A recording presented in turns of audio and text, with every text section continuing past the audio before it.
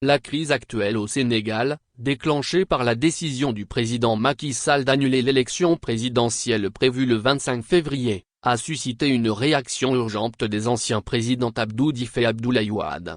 Dans un appel conjoint, les deux leaders ont exhorté la jeunesse à mettre fin aux manifestations, encourageant plutôt les acteurs politiques à privilégier le dialogue, soulignant leur rôle de pères fondateurs de la démocratie sénégalaise. Même en tant qu'anciens rivaux politiques, Diouf et Wade ont rappelé leur propre engagement passé au dialogue pour préserver la paix et la stabilité.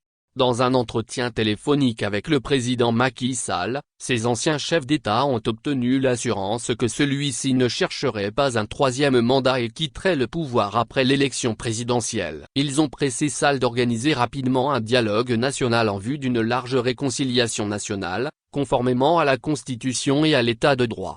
Le rappel s'étend à tous les dirigeants politiques, tant du pouvoir que de l'opposition, ainsi qu'aux représentants de la société civile, les invitant à participer à des discussions franches et loyales. L'objectif est de garantir des élections présidentielles transparentes, inclusives et incontestables le 15 décembre 2024. La crise socio-politique actuelle au Sénégal, marquée par des manifestations violentes à Dakar et en région, fait suite à la décision de repousser l'élection présidentielle. Cette loi, adoptée sous une surveillance accrue des forces de sécurité, prolonge le mandat présidentiel actuel de 10 mois supplémentaires, suscitant des réactions vives de l'opposition et de la société civile. Le pays déplore déjà au moins 3 morts dans les manifestations, soulignant l'urgence de trouver une solution pacifique à cette crise.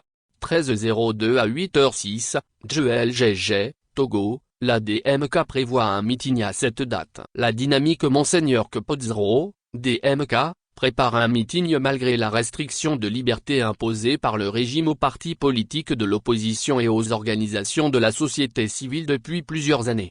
Il y a quelques semaines, la marche pacifique de la dynamique pour la majorité du peuple, DMP, a été formellement interdite. Aussi, une séance de sensibilisation du Grand Mouvement Citoyen, GMC, a été sommée de prendre fin. Malgré ces entraves, la DMK annonce un grand meeting pour le dimanche 25 février 2024 au bas-fond du collège Saint-Joseph à partir de 14h.